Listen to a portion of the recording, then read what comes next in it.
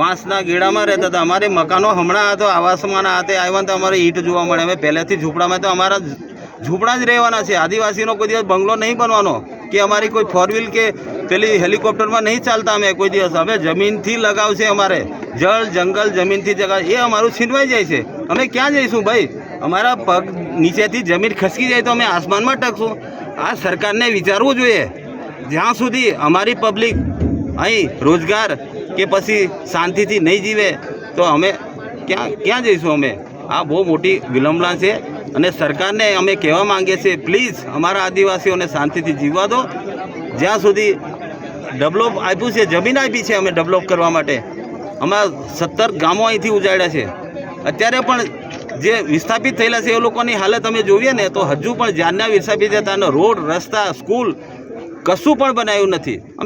અમે હક માંગીએ છીએ. અમે કોઈ આતંકવાદી કે કોઈ નક્સલવાદી નથી. આટલી બધી પોલીસ લાવીને તમે મૂકો છો. આપણો પરિચય? Tadvi Arvindbhai Ramjibhai, x army.